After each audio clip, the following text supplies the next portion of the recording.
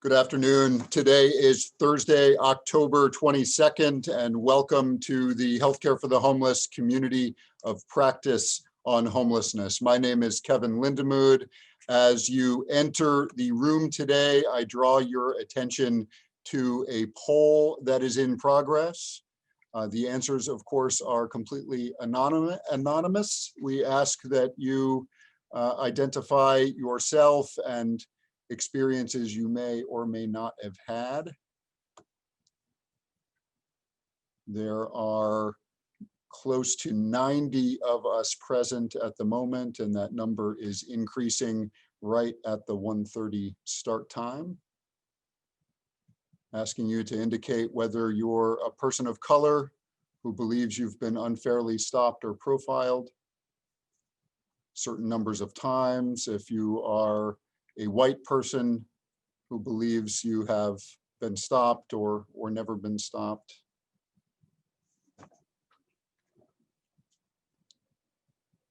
All right, Ross, let's go ahead and post the results.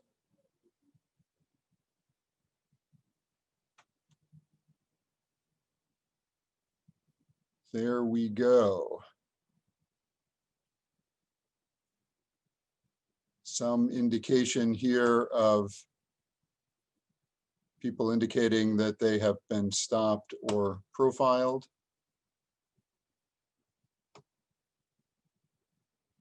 Please, in the chat, as you are coming on to today's session, please introduce yourself and the organization that you represent, if you do represent an organization, so that everyone can see who is participating. This is striking here. I know that I can say as a white person, I agree with 49% of respondents here that I've never been stopped, I've never been profiled, or never believe that I have. And it hasn't been something I'm forced to acknowledge that I've had to wrestle with. We list these here. I think it's very important to look at the language used here, being stopped or being profiled. There have been conversations within our organizations where some individuals have said, look, I've never been stopped by police, as for example, an African-American woman, but I sure have been profiled. I sure have walked into a store and watched the eyes on me the entire time that I was present. We often talk about this as a law enforcement issue, but to what extent is profiling a far, far larger phenomenon?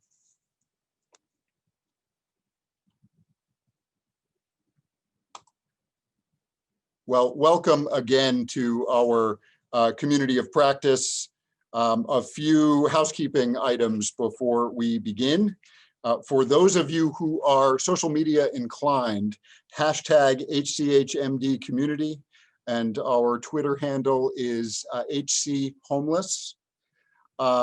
These will remain consistent throughout every community of practice conversation. Live polls just like this one will be launched throughout our 90 minutes together today, and they will inform our discussion. So we ask you to take them quickly when they appear because they will disappear. We ask you to remember that they are anonymous. We're not tracking, we're not collecting this information other than the aggregate results. We come together in our third community of practice topic. 2020, I think we all would recognize, has been quite a year. Not only were we hit with a global pandemic that has been disproportionately killing Black and brown people, but we are also experiencing a national reawakening to the realities of racism. And though there is always a risk that topics like this inappropriately become politicized, it is an absolutely correct statement and an apolitical statement to say that racism is real, and it has been revealed all too painfully and powerfully in 2020. And it has existed for decades and centuries before. Our first session was on racial disparities in healthcare amid emergencies and disasters. Our second last month was on housing inequities and its relationship to contemporary homelessness. And today we engage in a very timely conversation on rebuilding community trust, specifically looking at race, policing, and community trauma. Let's talk briefly about the order of our agenda. We are trying to make these sessions far more like a fireside chat than a webinar. If you've come looking for a webinar, we very much hope you will not find it. We draw your attention to the chat box where links will be shared in real time, where we encourage you to engage in the conversation throughout our session today. I draw your attention to the Q&A box, and I'd like us to differentiate those. Twice throughout today's session, we will incorporate questions from the audience, and we ask that you direct those to the Q&A box and not to the chat box. I know having two places can be confusing, but this helps us find the questions faster. You do not have to wait until we get to a question point to submit a question. If you have one and you'd like us to come back to it, if you'd like to ask a particular panelist, please go ahead and put it in the Q&A. I will start with one question that's common for all speakers and ask panelists to introduce themselves through the context of that initial question. We'll then go through some targeted questions. We've got some final remarks at the end. But now it is my true pleasure to introduce our speakers today. Letitia Dzirasa, the Baltimore City Health Commissioner and a partner and friend of Healthcare for the Homeless. Michael Harrison, the Baltimore City Police Commissioner, an honor to have you with us here today. Sir, in Baltimore County, the Baltimore County Chief of Police, Melissa Hyatt, welcome. And in Baltimore City and statewide organization, the Job Opportunities Task Force, Caryn York, its CEO. Welcome, Caryn. I'm going to address a topic with each panelist for this first question. Whether as Black individuals, as women, or as both, you have ascended to the top of your respective vocations. Given COVID-19 and the renewed national attention to racism, I imagine it's almost impossible to separate your race, sex, and/or gender from how you respond to and how people perceive you amid current societal issues, especially policing. Using your own personal and professional lenses, will you tell us why racial disparities in policing are so difficult to confront and address? And how has your race, sex, and/or gender played a role in your own response to these issues? Let's turn first to Commissioner Dzirasa. Using your own personal and professional lenses, tell us why racial disparities in policing are so difficult to confront and address, and how has your race, sex, and/or gender played a role in your own responses to these issues? Thanks, Kevin. Well, good afternoon, everyone, and thank you again for this wonderful opportunity to be able to talk about race, policing, and community trauma. I know we're going to have a very meaningful discussion, so I do want to thank my colleagues who are on the call and certainly everyone who's able to attend this afternoon. As Kevin mentioned, my name is Letitia Dzirasa, and I'm actually the first African-American female Commissioner of Health for the Baltimore City Health Department, the oldest, longest continuously running health department in the country. And I've been in this role since March of 2019. So COVID hit right on my 1-year anniversary. Particular areas of focus for me certainly include equitable access to care, as well as ensuring that we're providing trauma-informed care to individuals throughout the city. So going back to Kevin's earlier question about racial disparities in policing, I think one of the reasons why it's so difficult to parse this out is because I think racial stereotypes and biases are embedded within our culture. And certainly within the criminal justice system. I think we live in a country where systemic racism is rampant, yet at the same time, it lives within what I believe is a societal undercurrent. It's always present, yet rarely is it discussed and addressed head on. So to do the work of changing our system, it would really require not just overturning certain racist policies, but fully delving into and addressing the cultural and racial biases that we all have, right? So in addition to being a Black woman, I'm a daughter to a Black man, I'm married to a Black man, and I have Black sons. So when I hear of police-led violence against Black men and women, I have a visceral response. I think it just serves as that reminder that there is this hate and fear that people have for us, and it breaks my heart. It breaks my heart as a parent to think about how challenging it will be and impossible, really, to potentially protect my children from that. Um, and that again sits with me, I think, as a parent, and certainly um, encourages me to want to change the system. So at the health department, I think we've done a good job of addressing racial disparities in a lot of the work that we do. What I think this summer forced us to do an even better job of is having some of those internal conversations, those tough internal conversations about what we believe as a department is racist, and how do we internally get to a place where our department is equitable. It's been eye-opening, but certainly appreciate the direction that we're heading in.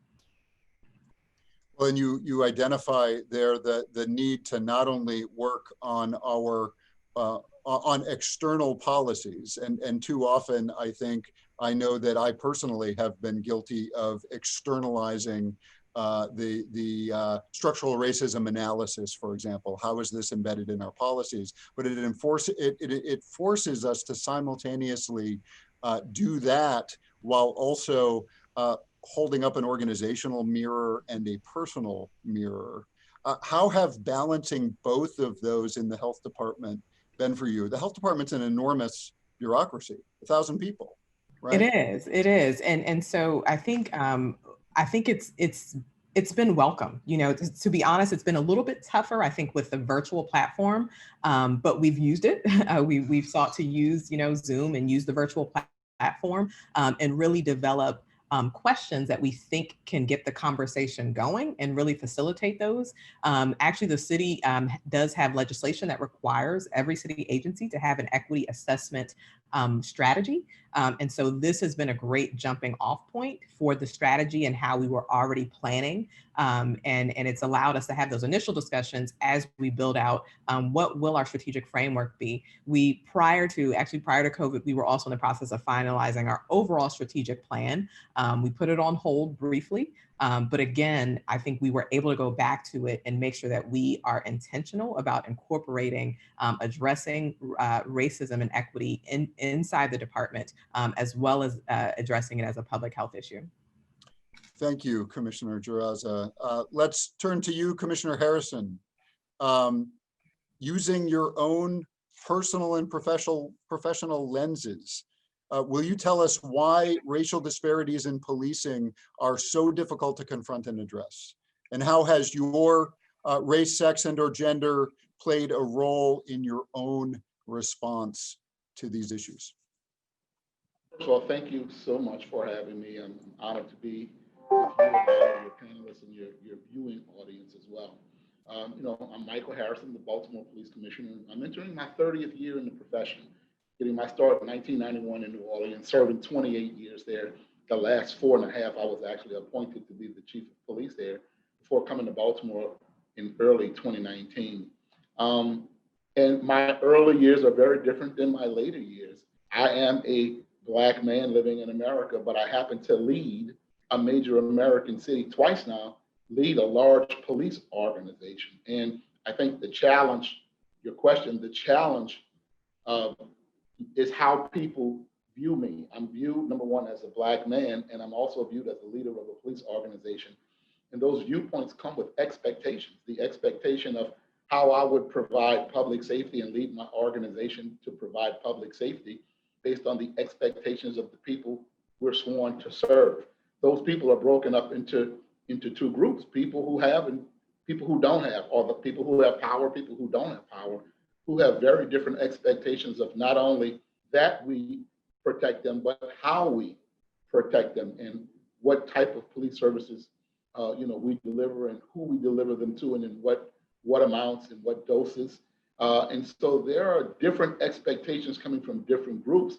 And there's a tear, certainly for me, but I have to manage that very carefully because the people who need protection the most are the people who have the most desperate or disparate impact and are negatively affected by the same policing services. And they look like me. They're usually minority people in low disparaging neighborhoods. And so I have to balance how to provide that public safety and how to do it in a way that's not only mandated by the consent decree, but it's fair and equitable and doesn't create disparate impact to poor, usually minority people, and how to lead the men and women of the police department who are sworn to provide public safety, and then how they view me as their leader, and whether they view me as the leader of the police department as an effective leader, or do they view me just as a Black man leading the police department? And I have to walk that line and thread that needle every single day. Fortunately, I have the type of personality that I have high expectations of myself and of the men and women of this organization, likewise I did in New Orleans. And the consent decree serves as a blueprint for us on how to deliver those services in a fair, equitable, and constitutional way. You mentioned having a knowledge right out of the gate of the distribution of power between those who have it and those who do not. And often that power does fall along racial lines. How do you address that within your department? Yeah, there is a concept. Think about this. It is a very different thing from people who are in charge from people who have the power. They're very different. In New Orleans, when I joined 30 years ago, we had a Black superintendent and a Black deputy superintendent, but they were not the people who held the power in the organization. And so you had to fit into certain groups. And I'm talking 30 years ago. You had to fit in certain groups and assimilate to those groups and that culture to be accepted, to then be given power. And so I decided that I wanted to challenge that, and I had to be better than everybody. I had to test higher and really surpass everyone's expectations so that I could rise up and then implement the change I saw was necessary against the things that I thought would have held me back and held so many other people back. Because the people who are in charge don't always have the power, but their expectations to deliver different kinds of services based on who has the power. Commissioner Michael Harrison, thank you. And I'll turn now to Chief Melissa Hyatt. Using your own personal and professional lens, will you tell us why racial disparities in policing are so difficult to confront and address? And how has your race, sex, and/or gender played a role in your own responses to these issues? Certainly. Well, first of all, thank you very much for having me here today. I think it's an incredibly difficult issue to discuss. And I don't want to be redundant based on what Commissioner Harrison said, but the reality is when we're looking at policing, the majority of the time of when we have contentious encounters, they tend to be people that are disadvantaged. And sometimes it's disadvantaged, due to socioeconomic conditions. There are a lot of different reasons that people might fall into that category. And, sometimes we find there are communication challenges. There are a host of things that are probably broader than just one conversation. So I'm going to focus a little bit more on my own experience. And certainly as a Caucasian female, I haven't had the same experiences and personal insight as some of my colleagues on the panel. But I will say, as a female in a predominantly male profession, I have been able to see enough into a window of, being the only person that looks like me in a lot of different assignments that I've had over the course of my career. And it's really important. This is, a true reason why it's important for our police departments to mirror the communities that we serve. So whether, from my experiences, we're reflecting on gender or we're reflecting on race, it's just critically important for us to be able to have people that are relatable to people, for people in the community to be able to see people that they can recognize as relatable to themselves. That's how we build trust. That's how we build legitimacy. So, that's one of the pieces from my perspective with about 23 years in this profession. I would say, one of the things that's a bit difficult in the profession of policing, we can't ignore the past. We can't ignore our history and a lot of the challenges that our profession has, been involved in terms of racial disparity. And so when we're looking at moving forward and we're at this time when we're discussing police reform, we have to reflect on the issues that brought us to this point in time. And I think that's one of the complexities, because while we're trying to move forward and come up with better ways to engage our communities, to move our police departments forward, we also have to address some of the issues that have occurred in the past, particularly between police and our minority communities. We have to address these things. In terms of my personal experience in the Baltimore County Police Department, and I came into this role in June of 2019. So I had, 6 months of almost a honeymoon period before COVID hit. And I think, everything from that point forward for us in society and certainly us in this profession has really thrown a lot on its head for us. But some of the things that we've been involved in, really trying to impact some of the racial concerns, both inside of our police department and in regards to how we engage with the communities that we serve. Shortly after I got here, we built a position for a diversity, equity, and inclusion director to be able to have someone to come in and use their lens to be able to look at our policies, our practices, how we engage in the community, even how we recruit police officers, to make sure that we are being more sensitive, more empathetic than we've been in the past, both to people in the community, but also just as much to our own officers. Not all of our police officers are all Caucasian males. We have police officers and, different genders, different backgrounds, and we need to make sure that we're doing the best job internally, valuing our own people, so that way when they're serving in the communities that they serve, that's the same aura that they're pushing out to the community. If I may, Chief Hyatt, other than the move in leadership position as you moved from the city to the county, was there anything else that particularly struck you about that move? Particularly from the perspective of racism or racial equity? I just think that they're very different places. I love both of them. So I love both the city and the county. Very, very different environments. But certainly when I was in Baltimore City, the police department itself was more diverse. And so when I'm out here in the county, we've got exceptional police officers here. But one of my observations when I was assessing our department is that we really need to focus on diversity in the recruitment to make sure that we're reflecting our community. Thank you. Thank you so much, Chief Hyatt. And let me turn this opening question to Caryn York from the Job Opportunities Task Force. Using your own personal and professional lenses, will you tell us why racial disparities in policing are so difficult to confront and address? And how has your race, sex, and/or gender played a role in your own responses to these issues? Sure. Thank you so much, Kevin, and the team at Healthcare for the Homeless for inviting me for this important discussion. And many thanks to my colleagues, humbled to join you all in this important discussion.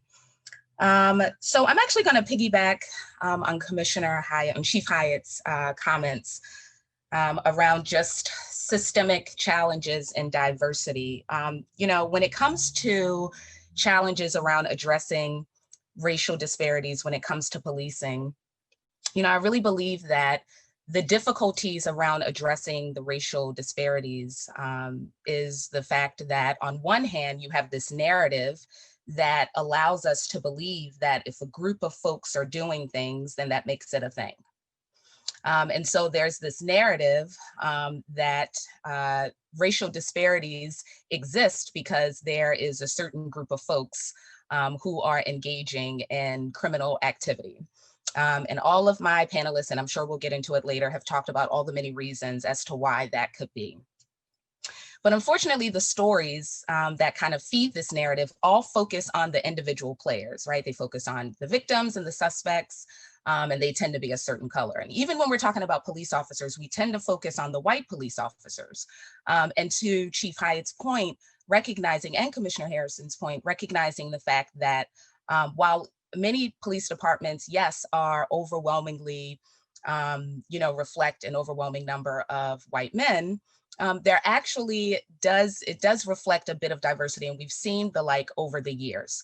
The issue here is that when it comes to discussing racial disparities in policing, what needs to actually be discussed is the culture of policing and the systems that actually allow this culture to thrive, and allows a culture where it doesn't matter whether you're a Black officer or a white officer, a brown officer, woman, male, whatever. This system, this culture requires you to kind of ante up to a certain narrative, a certain rhetoric, and certain actions, so that you are not necessarily alienated and you are not left to unfortunately access certain promotional opportunities. And so, no one really wants to talk about, even though we're talking about it now, it's very difficult to really address the culture of policing, right? And this idea of good cop, bad cop, and, this idea that the system really even makes it very difficult for the well-intentioned officers, and we have many of them, to unfortunately engage in activities that aren't the best for our communities. When it comes to, both my personal and professional impacts when it comes to policing, before I became CEO of the Job Opportunities Task Force, JOTF, for those who are unfamiliar, we're a statewide organization based in Baltimore, and our focus is to help low-wage workers advance to high-wage jobs. We do that programmatically through pre-apprenticeship construction training programs. We run the Community Bail Fund for Baltimore City. That feeds into our public policy agenda, where we understand there are policies in place that have manifested into what we're seeing in our communities right now, the very devastating effects, and then research and public education to kind of round it out. Prior to me becoming CEO, I was a policy advocate, I was a lobbyist. And so professionally, it wasn't much of a change when I became promoted to CEO for me to talk about these very issues and to talk about the need to push on reimagining our systems and creating a new ecosystem. But personally, it became more pronounced because a year after I became CEO, I moved from Charles Village into Southwest Baltimore, into Holland's Market. And I know Chief Hyatt and especially Commissioner Harrison, that of recent, there's been a lot of activity in Southwest Baltimore. And I live in this community, and I purposely moved into this community due to, just the diversity, proximity, and the like. While there has definitely been heightened criminal activity and violence in Southwest Baltimore, I also know that Southwest Baltimore has numbers like the median household income is $10,500. 40% of residents lack a high school diploma. There's just a lack of resources and supports just in general. And so the formula that everyone should be familiar with by this time is lack of opportunity is going to result in options that are not going to be legal and is pretty much, or it's going to be criminal activity. And so for me personally, which also kind of feeds into, my professional space at JOTF, but personally, I see this intersection of crime and lack of opportunity in general. And I see that this dynamic is specific to a certain segment of the local population. There are a ton of folks moving into the community who are well off. There are a lot of opportunities occurring with opportunity zones and the like, but they're not impacted by this. However, the natives, the residents that have been here for a while who are Black and poor are the ones who we see cycling in and out, in and out. Yes, and what I hear you saying also, Caryn, is that it's not just the system of policing, but you're also describing a far broader set of systems in which policing then takes place. Is that correct? Yeah, it's almost like, you know, how we frame it. Interactions with the criminal justice system is both the cause and consequence of poverty. And so, you know, what you're finding is that policing ends up almost being the consequence, right, of all of what's happened, like this, the interactions, the disproportionate interactions with law enforcement officers result from these systems that were very intentionally developed and established to actually not work for the very individuals who are more likely to funnel through these systems. And then when those systems don't work, the only option left for them is either the juvenile justice system or the adult correctional system. Ms. Caryn York from the Job Opportunities Task Force, thank you. We asked all of you to enter into this conversation today at the intersection of the personal and professional, and each and every one of you has done that, and really look forward to the rest of our time together this afternoon. I'd like to turn to you, Commissioner Dzirasa, to talk about something that I know is an important topic to both of us. You serve not only as health commissioner, but you chair the board of Behavioral Health Systems Baltimore. And you and I serve together on that board. For decades, the criminalization of individuals with behavioral health conditions has remained a pretty significant issue, a tremendously significant issue, even with the implementation of the consent decree.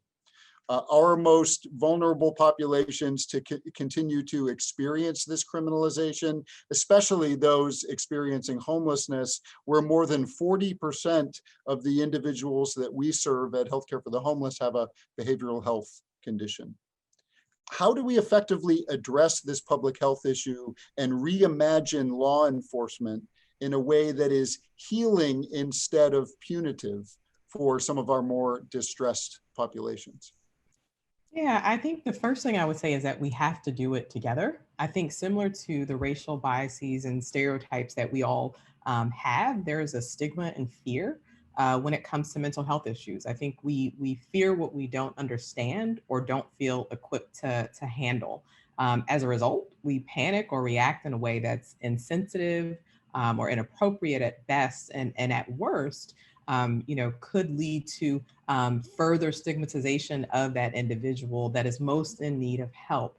So I think, public health and behavioral health really do have to work hand in hand with the efforts of law enforcement when it comes to training and addressing the fears and stigmas held by, members of law enforcement, but again, I think held at large by a lot of members in society. But recognizing obviously that law enforcement may often serve as that first responder in the event of a mental health crisis.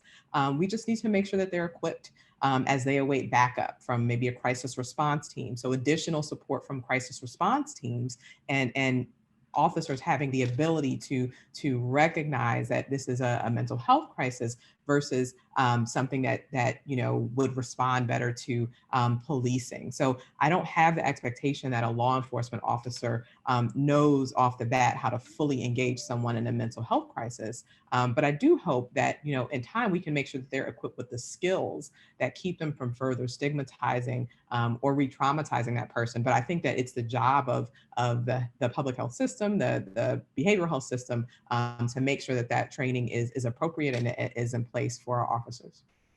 Indeed, and when I hear you say that we have to do this together, I also hear not just collaborations between behavioral health and law enforcement, but stronger behavioral health interventions as well. I know we all struggle with chronic underfunding of these areas. Yeah, absolutely. I mean, I think the having a crisis response team, a dedicated on-call crisis response team that can address a situation. Again, police might be that first responder, but knowing that they have some type of backup, someone who is trained and equipped to handle a mental health situation may give them that additional boost of confidence that they can kind of triage until that help arrives. Well, thank you, Commissioner Dzirasa. Before we turn to our next question, we have another poll that we will launch. Let's put this up here. We ask people to please take it quickly. My level of understanding of the Baltimore City consent decree. None to little, very basic, or an advanced understanding. We're approaching more than half here with none to little. About 40%, 45%. Basic, a few experts among you there, about 11 that have a good, strong understanding. There's the final results there. Thank you all for participating in that. There's definitely a need for more widespread understanding of the consent decree and what it is trying to achieve. Let me, on that note, turn to you, Commissioner Harrison. In his book, No Name on the Street, James Baldwin states that if one really wishes to know how justice is administered in a country, one doesn't question the policemen, the lawyers, the judges, or protected members of the middle class. One goes to the unprotected, those who, as you mentioned earlier in James Baldwin's words, precisely need the law's protection the most. And one listens to their testimony. In April of 2017, the US Department of Justice, the Baltimore City Police Department, and the city of Baltimore itself entered into a consent decree to address systemic and structural issues in policing. If you were to listen to the testimony of our most vulnerable populations in Baltimore, Commissioner, what do you believe they would say regarding the impact of the consent decree, especially in areas of community and impartial policing, implicit bias, use of force, and other areas of procedural justice? That's such a great question. And I'm experiencing the same thing here that I did in New Orleans. When you talk to the most vulnerable population, usually they are the population that has the most disparate impact and are the victims of police brutality and are the victims of unconstitutional policing. At the same time, you know, you heard Ms. York talk about the violent crime. They're also more than likely in those communities experiencing violent crime in their community. And so here in Baltimore, there are two issues.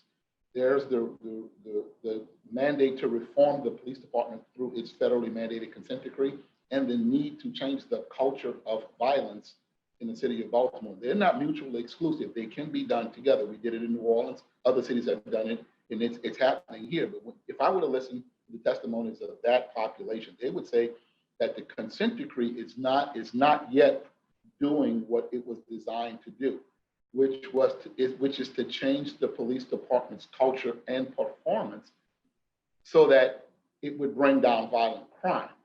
Now, the issue is the consent decree is about process improvements, the improvement and reformation of the police department so that it improves its processes so that it can perform well and can have community trust and relationships and can do all the things a well-run organization can do, which in that end would reduce crime because all the mechanisms that are broken would be fixed. And we can work collaboratively with community members, and we can do it, which will come. I'm sure they would say that it's not working, that the consent decree is actually causing the police to pull back and to not police as much. And what happens is the people who ask for the consent decree because they're being mispoliced or unjustly policed or unjustly abused through uses of force would then start saying at some point, the consent decree is being harmful because it's not helping reduce crime. Over time, our practices and protocols improve, uses of force are reduced, complaints are reduced, training is improved. And over time, when you put all that together, citizen satisfaction will increase. And then you get to a point where you can see that a better performing department can reduce crime, and it will be, looking back on it, because we improved the processes through the consent decree. In the meantime, it's very hard because like I said, the people who need the protection the most are the people who are most likely negatively affected by bad policing. And so we have to fix the bad policing to get to a point where people can trust us and get to a point where information can flow to us from community members and to them from the police in a way that builds trust and builds relationships. And we're at that point right now where they're probably saying it's taking too long. What are they doing? It's not yet working. Then it costs too much. It's a waste of time. But what we're seeing now is that, yes, we have fewer negative interactions. We have fewer complaints. We have fewer lawsuits. We have fewer injuries. We have fewer officers getting in trouble, though that happens. And it doesn't mean bad things won't ever happen. It does prevent some of it from happening, but it informs us to respond appropriately when it does, and then be extremely transparent with the community when those things happen. I think we're building those processes and getting better at it, though we have a long way to go. Thank you, Commissioner Harrison. Building relationships and trust.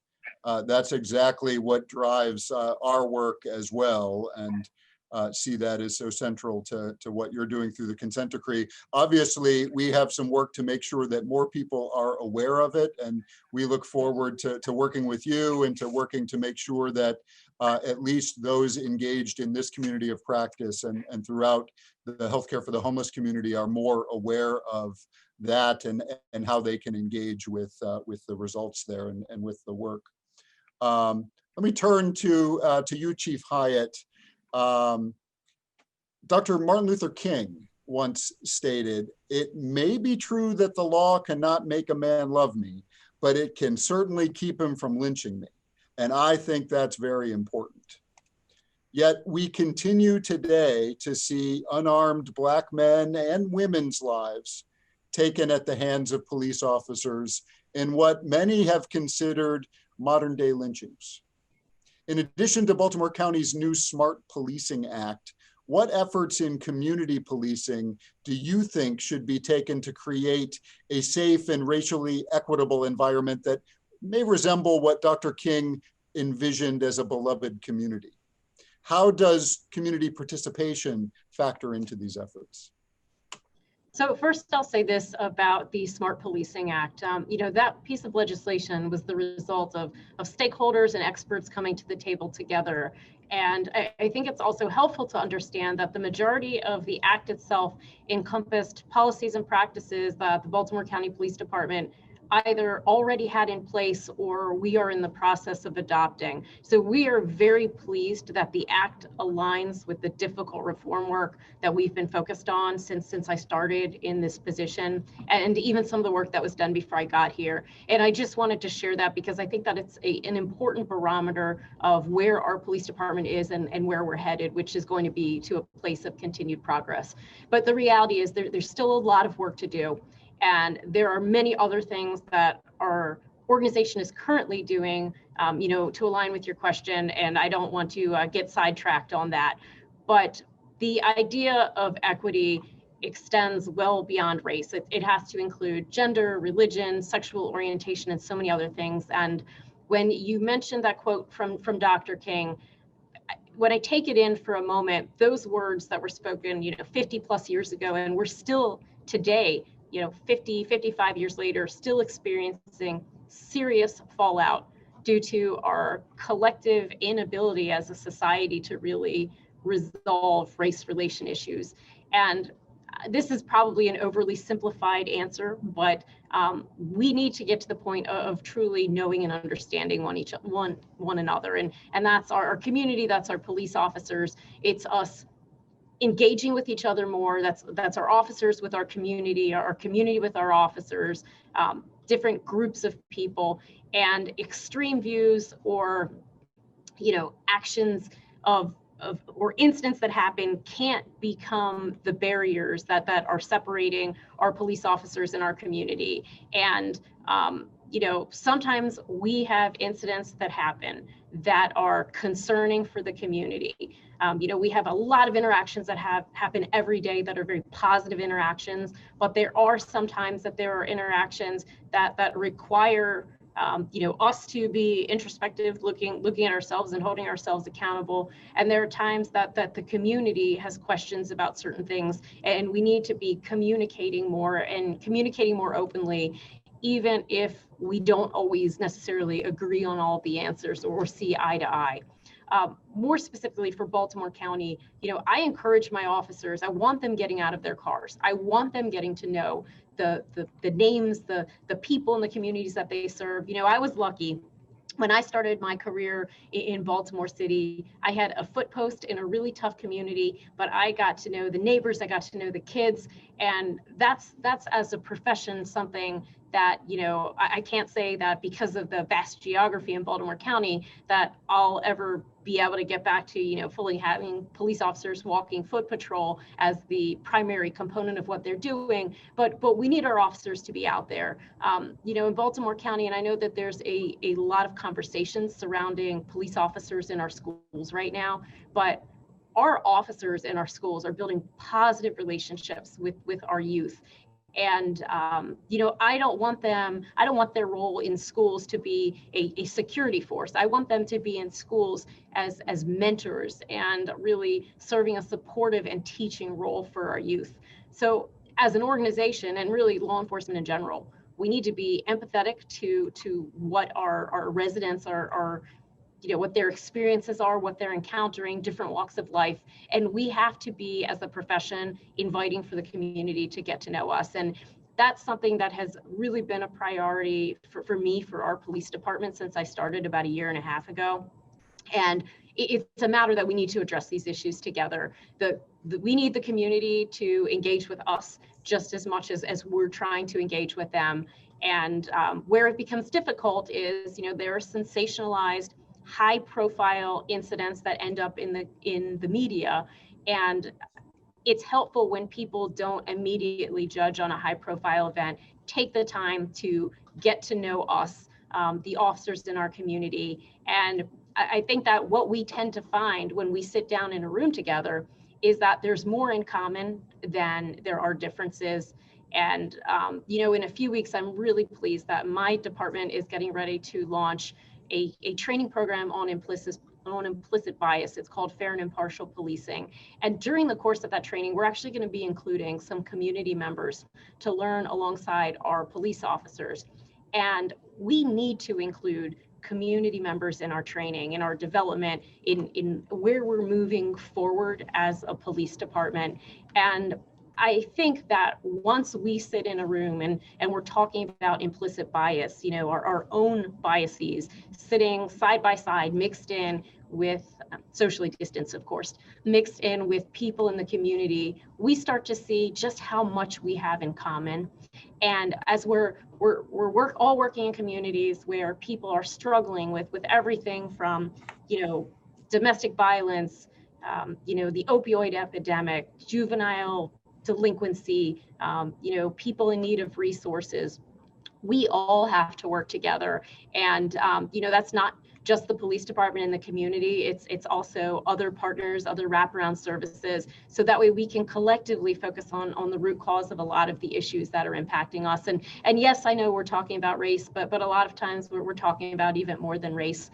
And, community policing is about all of us really working together. And, for Baltimore County Police Department 20 plus years ago, we were a national leader in community policing, and we're doing a lot of work now to create a relational policing plan to move back into that realm. So we have a lot of work to do. Thank you, Chief Hyatt. As I turn to Ms. Caryn York, I invite you to the Q&A box below at the bottom of your screen. If you've not submitted questions yet already, please do. We're coming up on our first of 2 Q&A sessions. So let me turn to you, Ms. York. We know that racial disparities exist in the criminal justice system. We in our organizations have worked together for a very long time. We know that they exist, particularly in the areas of police profiling, arrests, length of incarceration, and disproportionate sentencing. Black and Latinx populations are more likely than whites to be denied bail, have higher cash bails set, and be detained until trial because they cannot pay their bonds. got many clients of healthcare for the homeless sitting in jail right now who otherwise would be at home. Additionally, they are often assessed at higher safety risks because of low socioeconomic status and existing criminal records. This reality has deleterious impacts on individuals, families, and communities, and the cycle continues to perpetuate itself. How do we reimagine and reconstruct a system that creates racial equity for these communities? So I'm going to start by using JOTF's journey into this space as a contextual framework. I think a lot of times when I'm involved in these conversations, folks are like, where in the world, Job Opportunities Task Force, policing, what, how does this work? So historically, my organization focused on the impact of the criminal record for employment purposes, right? So the focus was on ban the box. You have to check a box to indicate if you've ever been arrested or convicted of a crime, on job applications and even college applications, criminal record expungement, all of these ways that the criminal record was preventing you from obtaining employment opportunities. That was our focus. But then we got a call one day because we run a pre-apprenticeship construction training program in Baltimore City, East and West Baltimore, where about 98% of our clients have interaction with the criminal justice system. We got a call because one of our students was incarcerated. And this was back in, I believe, 2015. One of our students was incarcerated and needed assistance with bail monies. Now, this happens a lot. Many of our students and clients and constituents, they don't have networks of support. They don't have family members and friends who they can borrow money from and help them get assistance. So we become their network of support. I need help getting out. Bail is $500. What's your charge? This individual was incarcerated for hacking. For folks who are not familiar with hacking, right? This is when you are not an Uber, you're not an official car service. And it's something that is very well known in, our communities, where you are using your own vehicle to provide transportation to others at a fee, whatever you decide that fee is going to be. Now, let's think about this. This individual was locked up because they were hacking. That was their opportunity to secure monies, right? Because clearly there wasn't an opportunity for them to secure something more, accessible and high wage. So hacking was their way to make money, but hacking is illegal. And so they were incarcerated and then hit with an amount that they could not afford. And so now they must sit because they're poor. Poor in the sense where they had to commit a crime that is a symptom of lack of economic opportunities in many communities, but also a crime to be poor as a result of cash bail. So we started to see this common theme of race, poverty, and crime that wasn't new, but it was just started to be more pronounced. And so in 2018, JOTF released a report on the criminalization of poverty, where we just start to do a deep dive into all the many ways in which our communities were being criminalized as a result of poverty. And what we mean by that is that individuals were literally interacting with the criminal justice system because they could not meet the financial demands of the law. This included, yes, cash bail. This included motor vehicle violations where you're getting hit with driving on a suspended without a license, all of this, and the fines and fees that come with that, and you can't afford it. And so now you land back in for whatever reason. All of the different parole fees and, drug testing fees, all of these fees that saddle folks with debt that many times lead them back into the criminal justice system. That was the criminalization of poverty. And we found that it just made absolutely no sense because the criminalization of poverty was also the criminalization of race. It was real blatant. It wasn't a secret. It was intentional. It was out there. And so instead of the solution for poverty, instead of the solution for policies that were intentional when it comes to low income communities of color, instead of the solutions being access to greater economic opportunities, health opportunities, behavioral, physical, mental, substance abuse, all of that, housing, education, everything, the response is jail. And so our report and our roadmap for the next couple of years is what we're seeing is our communities are being criminalized as a result of their race and of their economic opportunity and lack thereof. So when it comes to reimagining a new system, it's like 3 core things, easy things that we can do and think about. The first one, risk assessment, right? This idea of risk assessment is totally warped. Think about risk assessment in pretrial. You are considered high risk if you are housing unstable, unemployed, and you have prior criminal history. Just those 3 alone, everyone on this call should know who's going to be most impacted. And you should also know that makes no sense. So because I'm homeless and unemployed and I have a prior criminal record, that means I should be held without bond, or I should get a high cash bail. That literally makes no sense. Our idea of risk assessment is just completely warped. Number two, half of the crimes that we have on the books, they should not be incarcerable offenses. Driving on a suspended, driving without, should not be an incarcerable offense. And then when someone's freedom is at stake, we have to take into account their ability to pay. Because if we're not going to do that, and if we're imposing these conditions on folks, then you're going to have folks in jail because they can't afford a $100 cash bail, real story, can't afford $100, or they can't afford many of the other things that are going to end up landing them in jail, not because of some criminal offense or new criminal activity where they're jeopardizing public safety. Their only public safety challenge is the fact that they're poor. Thank you, Ms. York. And we will share in the chat the link to that report. I'll draw your attention to that chat box. Eddie Martin has been behind the scenes here sharing information throughout. So if you've not noticed these links, I draw your attention to the chat box where you find links to James Baldwin, to Martin Luther King Jr.'s writings, to the consent decree, to other information that we're talking about. And if you have information that you'd like to share, please feel free to share it in that link. I'd like to turn to a couple of questions. We have just a little bit of time, but maybe this one's for you, Commissioner Harrison.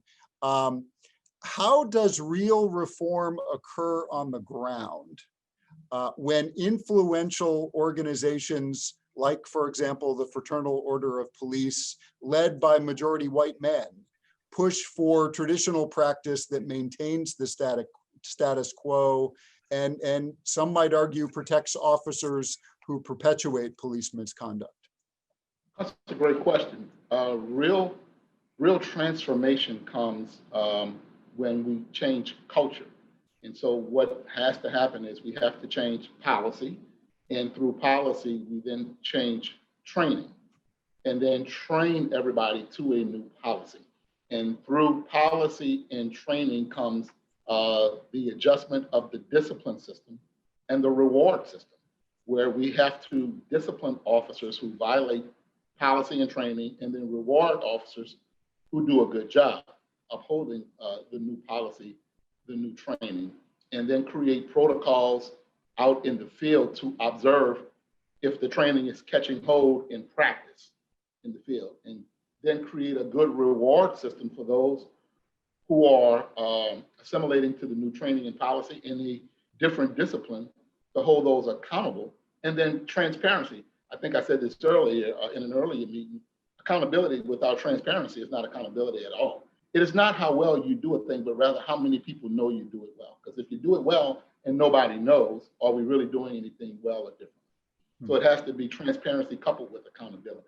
And so when you change the policy, when you change the training, when we create the protocols and systems of accountability to determine if performance in the field is aligning with the training and policy, then we know that culture change is actually happening in the field. That will come through the reduction in complaints. That will come through citizen satisfaction surveys. That will come with consent decree compliance through auditing systems, internal and external audits with civilian oversight, the reduction in lawsuits, and the better performance of a police department. So when you put all that together, you can kind of know that practice in the field is, performance in the field is actually changing and improving, because on the front end, we created better policy, training, protocols, rewards, and discipline. Thank you, Commissioner. Let's take one more here, and I'll turn to you, Chief Hyatt. One of our participants writes, "I've long felt that I should not call the police unless I'm prepared to have someone shot. How do we move from a community society in which escalation of violence does not appear to be a fundamental part of policing?" So to begin with, when I hear something like that, it's, it doesn't matter how many times I hear something like that, it's always heartbreaking, because it doesn't matter who it is when they need our help. In whatever jurisdiction somebody needs the police, we want them to call the police, and we want them to have the confidence in the work that we do to know that the police are coming to help people and not to hurt them. I think that some of the things that Commissioner Harrison is reflecting on, he mentioned some things like training and policies. Those are some of the really important things that we focus on in regards to making sure that our officers are getting the absolute best training out there, that they are adhering to the policies that we set. And, when we talk about some of the training, and I know both Baltimore City and Baltimore County have adopted ICAT training, which is integrating communications, assessment, and tactics. It is absolutely, in my opinion, the best de-escalation training that I've seen. And it educates our officers, giving them options like space and distance, and focuses on communication skills. So there are a lot of things that we are doing as a profession. In Baltimore County, as I said before, the implicit bias training, or whether it's the de-escalation training, we are working to prepare our officers to give them the absolute best tools and education that we can for them to be able to serve in the best way possible. And it's not flawless. The reality is it will never be flawless, because there are people that are in the uniforms that we wear. And unfortunately, fortunately or unfortunately, any time that we have people, things will not be perfect. But between the training and the policies, and going back to the accountability piece that Commissioner Harrison said, when we do have an incident, that we hold our people accountable. When there's something that goes wrong or that they do incorrectly, we hold them accountable. When they do something well, we absolutely reward them. We had an incident the other day that my officers did an incredible job de-escalating, and it's certainly not going to be something that's ever going to get coverage on the news, because those aren't the ones that get covered on the news. But I was overwhelmed with pride with what they did in that situation, and we have those situations every day. But we need to continue to train and to make sure that our officers are prepared, and that we are putting the most prepared officers out there. Thank you, Chief Hyatt, and thank you to everyone who asked questions. I would remind you to continue to have those questions type them into the box at the bottom of your screen, and we'll have another opportunity toward the end of this session. I'd like to cue our next poll. I believe that law enforcement agencies need to be left alone to do their jobs, moderately reformed, completely deconstructed and reimagined, extremely limited, communities should mainly be in charge of policing themselves, or defunded. Funding should move to other government agencies. We ask that you, there's more than 180 of you on this call, that you take this completely anonymous poll. All right, coming to the end here, roughly half of you completely deconstructed and reimagined, with about a quarter preferring moderate reform, about 20% on this defunded category, which brings me to some questions for you, Commissioner Harrison. In the wake of deaths of Black men and women throughout this 2020 year especially, we have heard calls to, quote, defund the police.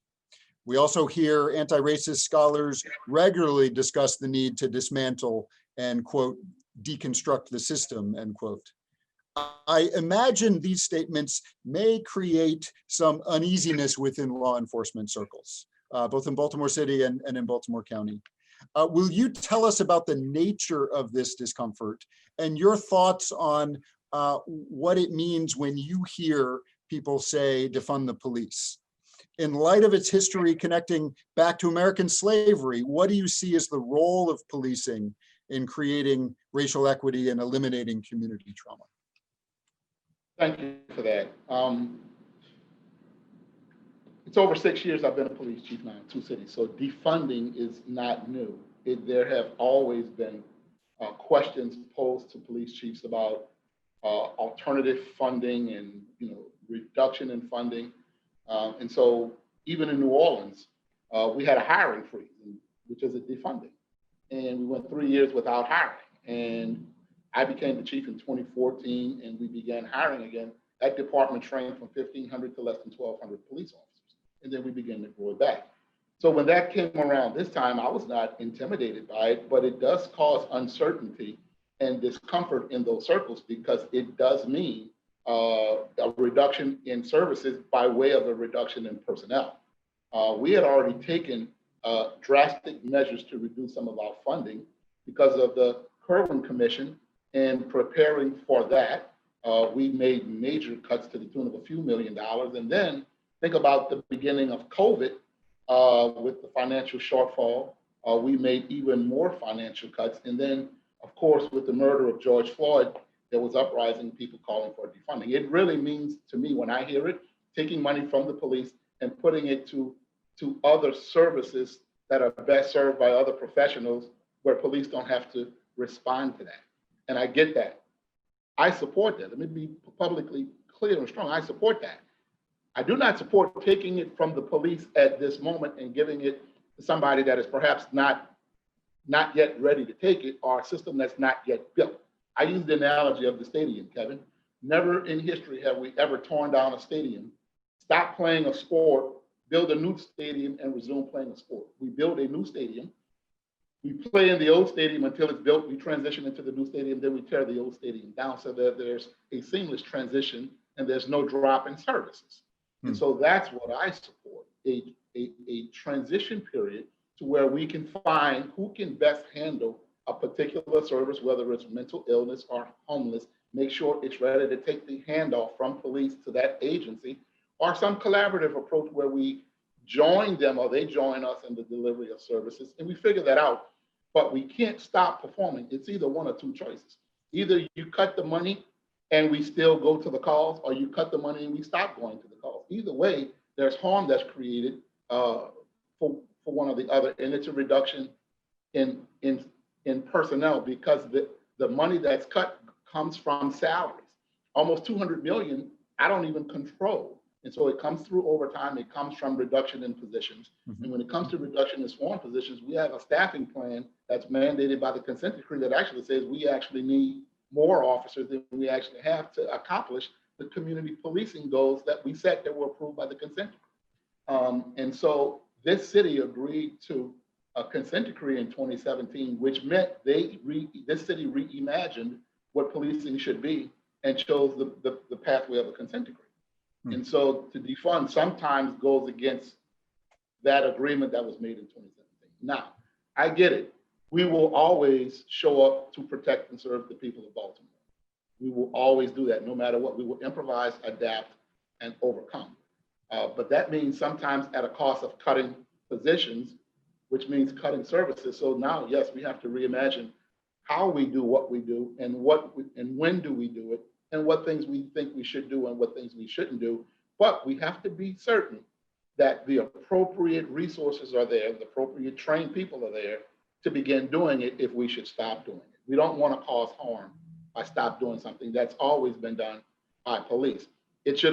Some things should have never been taken on by the police. But since we're there, and since crime is what it is, we can't stop in the middle of the game to do something different, because the crime doesn't go away just because we reduce positions.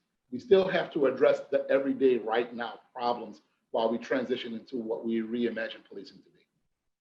Thank you. Thank you for your thoughtful responses, Commissioner.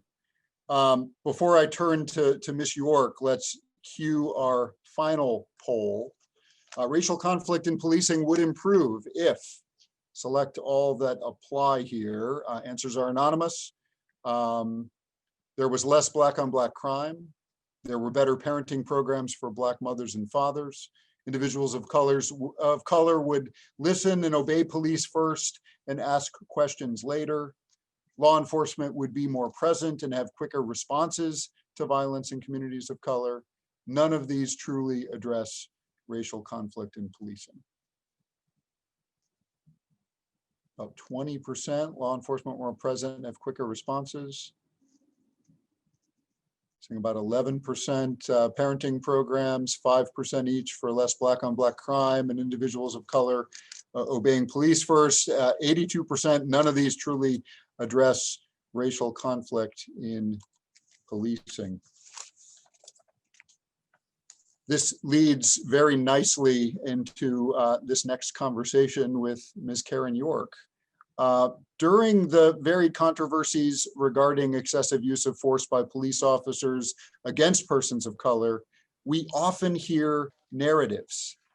I have heard these on multiple occasions in conversations with people. Quote, the biggest issues in the Black community that they need to address is Black on Black crime, or parents need to raise their kids better, or if people would just act right when encountering the police, they would still be alive.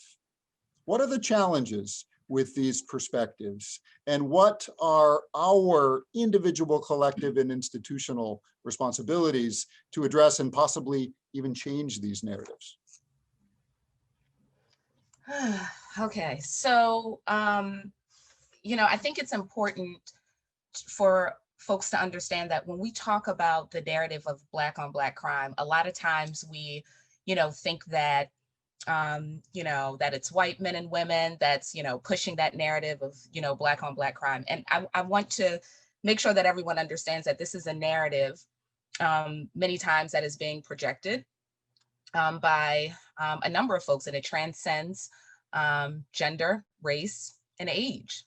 And this narrative is allowed to exist because, and be perpetuated because our systems have failed and fear has set in.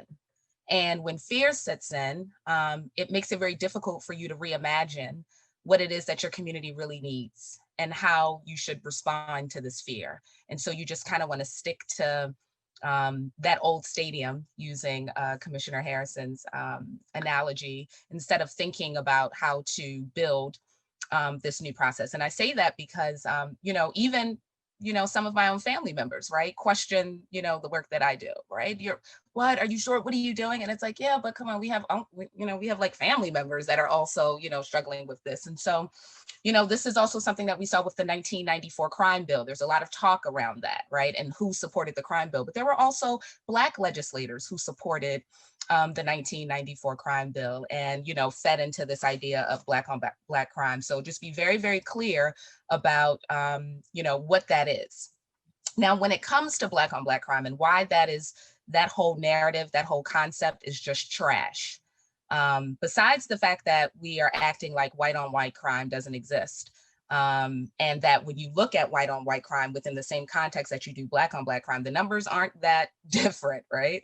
But when we talk about Black on Black crime, this is what we're talking about. We're talking about a philosophy or concept that allows us to perpetuate this idea of inherent Black criminality. And what should be asked of the individuals who ask about what are we going to do about Black on Black crime, one of the first questions should be, what's your history of socialization when it comes to Black people? Because usually, it's individuals who are pushing that narrative are either in spaces where they're used to a certain narrative and they can't think outside of it, because they are being impacted by the individuals who look like them, or they are basing this narrative off of what they see and hear because of societal norms and the like.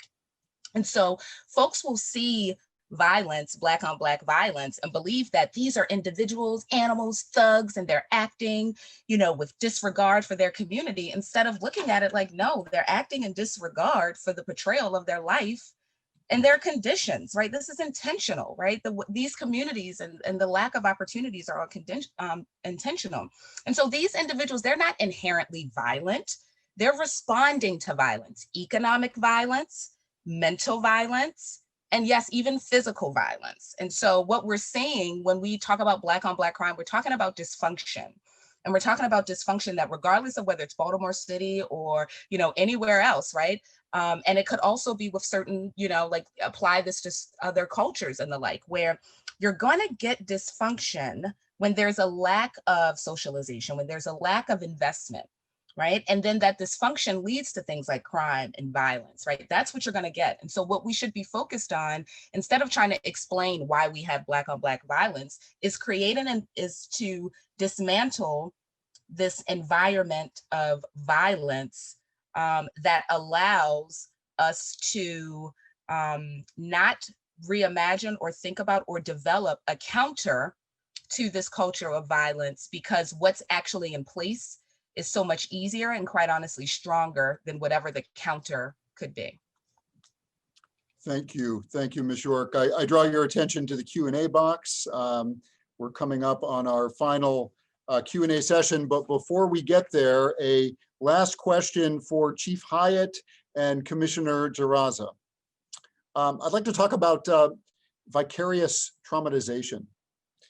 When it comes to community policing, vicarious traumatization is a real issue, both for law enforcement officers who deal with increased risk of disease, alcohol abuse, marital and family problems, emotional withdrawal, even suicide, and for communities of color whose visceral pains manifest in psychological and physical scars when constantly seeing Black bodies suffer at the hands of police officers and assailants. In what ways does this traumatization affect how these two communities engage one another? And how do we address these traumas to build trust and promote community healing? Chief Hyatt, I'll start with you.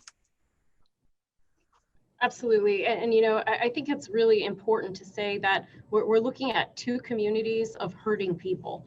And, you know, we'll start with the community that we have people that have experienced, you know, continuous trauma, that have struggled in a lot of different ways, have had a lack of resources, in some cases have been mistreated.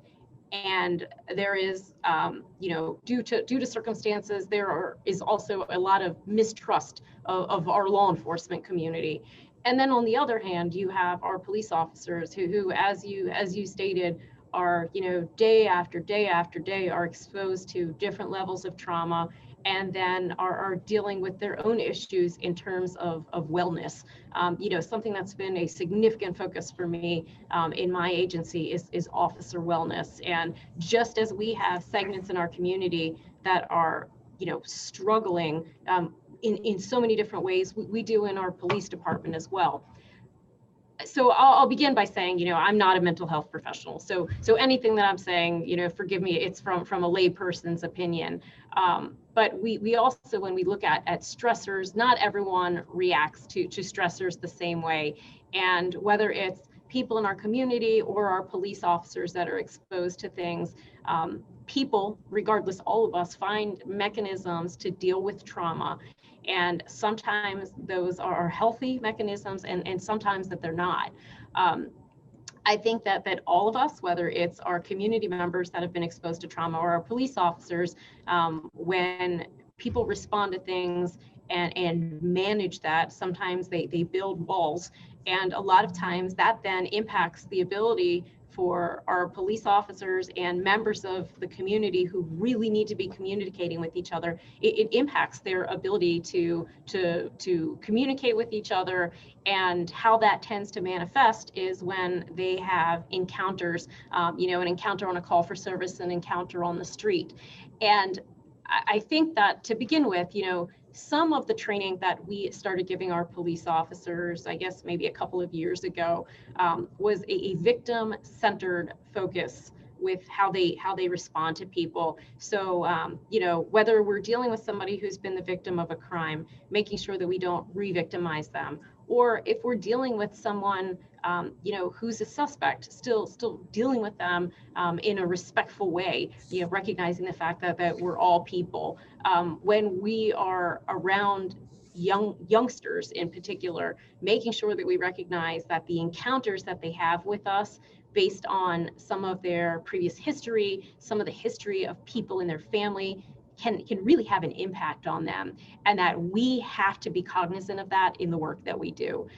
So, you know, one of the most important things is us making sure that we find ways to communicate. And a lot of times, people say, well, how do you impact those trust issues, those relationships? Unfortunately, it makes it a lot more difficult because a lot of times it's one encounter or one relationship at a time. But those trauma issues on both sides are very real, but we all need to be able to work together to keep our community safer. And I think part of it is us recognizing that the pain the pain that exists, the trauma that exists, and coming up with coping mechanisms, both in the end of the community and both on the end of the police officers. And I can speak on behalf of our police officers. When we have healthy and well police officers, they not only stay healthier and last longer in their years of service, but most importantly is they provide a better response to the community. They serve our communities better when they're healthy and well. So I think we're talking about two things, but there's really a lot more that's similar than is different. But we really have to continue to work together to resolve some of those issues amongst us. Thank you. Dr. Dzirasa, how about you? What are, when looking at vicarious traumatization, how do we address these traumas to build and promote community healing? Yeah. Well, Chief Hyatt started to talk a little bit about this, but at a very high level, I do want to talk about the health implications of trauma. Trauma has detrimental effects on the brain. There was a study done in the 1990s, the ACEs study, which looked at adverse childhood experiences. And these were things like children who had experienced emotional neglect or physical abuse, or lived in households where parents were divorced. There was a subsequent follow-up study called the Urban ACEs, which looked at African-American communities. Specifically, this was done in Philly, and saw that African-Americans, one, were more likely to have experienced ACEs. And this study included additional ACEs that might be more specific to an urban population, like structural racism, witnessing violence in your community, being bullied, or living in foster care. And what these studies found is that exposure to ACEs in childhood strongly related to the development of risk factors for disease later in life, and just general well-being across the life course. So we saw children with ACEs exposure had increased risk of depression, anxiety, PTSD, high-risk behaviors, but also had increased rates of smoking and high blood pressure and certain forms of cancer and heart disease. So right off the bat, we know that there are significant health implications to acute and chronic exposure to trauma over the course of one's life, whether you're a police or whether you're being policed. So I think we first have to acknowledge that it exists, and especially in communities of color, as we continue to see people being killed nationally across our country, it's a form of re-traumatization for many of us in the community. I think people are generally afraid on both sides, and it's hard to think about being vulnerable and taking that first step and starting somewhere. And Chief Hyatt touched on this. So having events like this, I think, where we can have these conversations, having events where I think the community can openly have conversations with police about their fear, and vice versa. The police can share any fear that they might have, and they can be addressed, and we can start to rebuild trust there. I think is a really great place to start. I think Chief Hyatt mentioned this, that we're far more alike than we are different. And my hope is that we can all begin to be a bit more vulnerable and empathetic and have those conversations. Thank you, Dr. Dzirasa. And I appreciate your mentioning the ACEs study, increasing information about early childhood trauma and later adult homelessness. And certainly anecdotally, if you talk to our doctors and social workers, there's just such a high prevalence of early and persistent childhood trauma, and that just has such lasting effects. And of course, homelessness itself is inherently traumatic. Unfortunately, we do not have a lot of time. I wanted to address one question from participants, and I will put it out generally. How can members of the panel play a role in the decriminalization of race and poverty? Behavioral health and poverty. What power do you directly have to support decriminalization, to reduce arrests and fines, which can lead to arrests and incarceration, not paying public transportation fare, riding a bike on the sidewalks, etc.? What is the power of members of this panel to play a role in decriminalization? Who would like to take that one?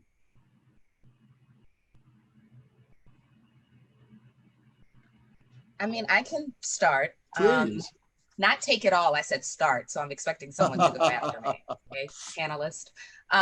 So, I'm gonna start because I touched on this earlier in my comments, and because this is something that the Job Opportunities Task Force has been focused on for the past couple of years, this idea of decriminalizing poverty and race.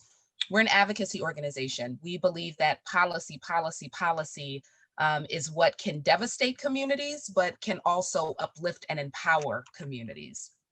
And so I mentioned before that we just have a number of, policies on the books, and, whether it's in the form of offenses that end up resulting in incarceration, or just that lead to punitive enforcement policies and the like that then result in incarceration.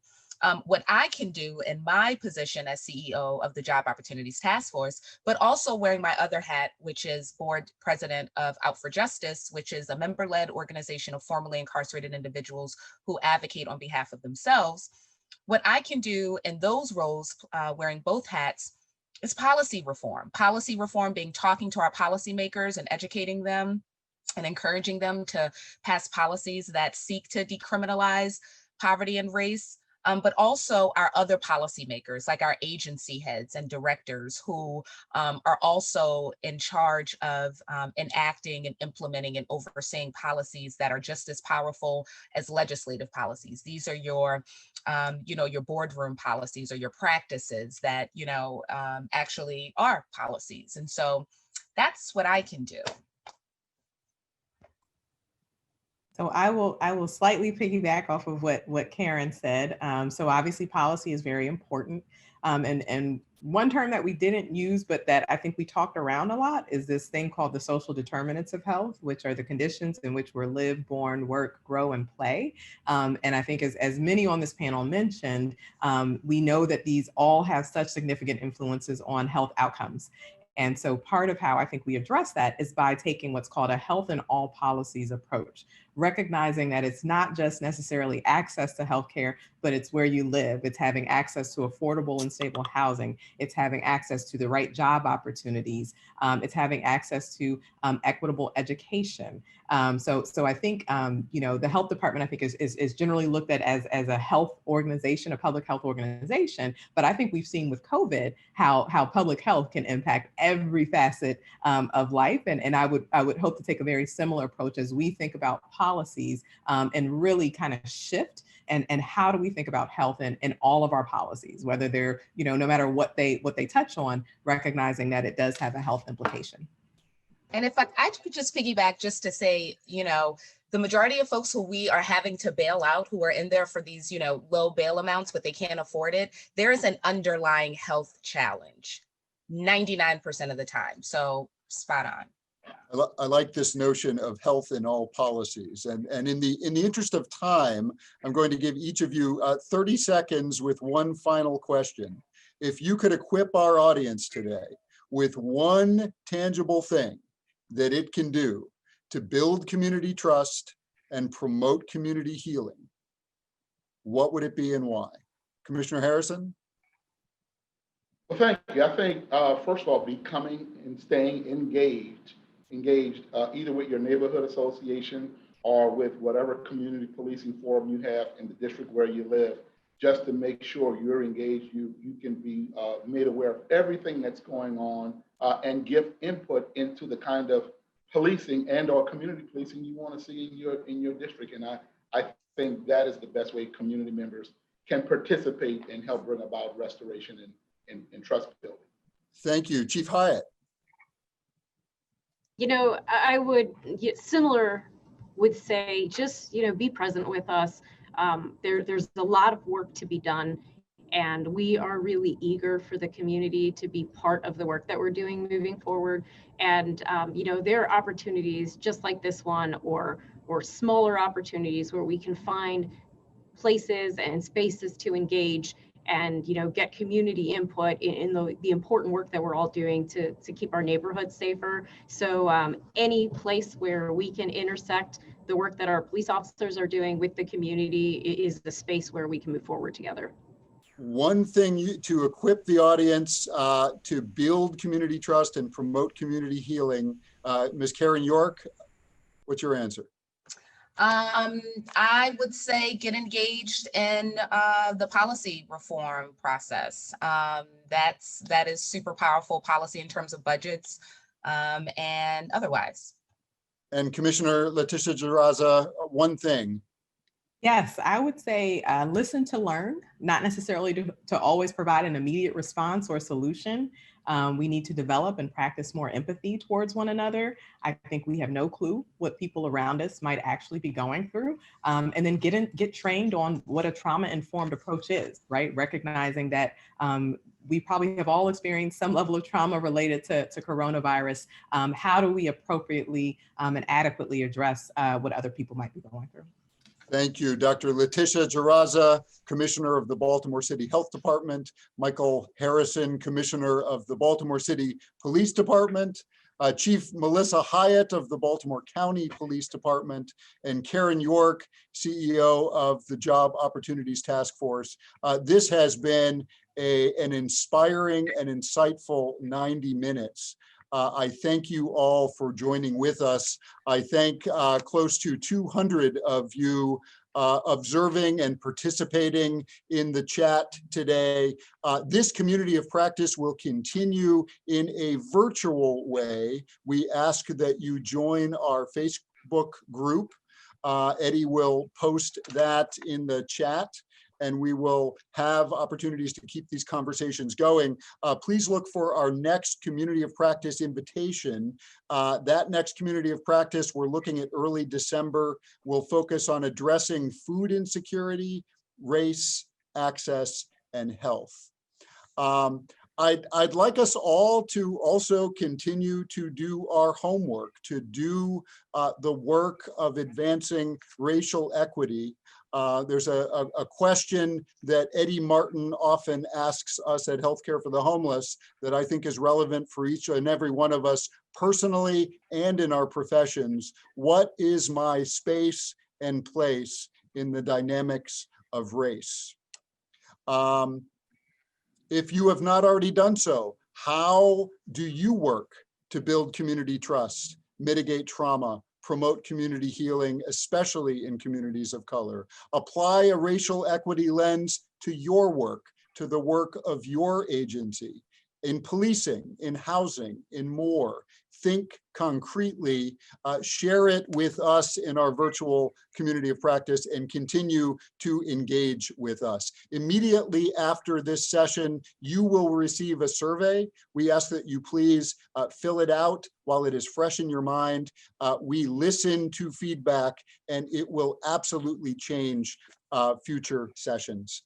Again, thank you, Dr. Dzirasa, Chief Hyatt, Commissioner Harrison, Caryn York. I'm Kevin Lindamood with Healthcare for the Homeless, and we will see you all soon.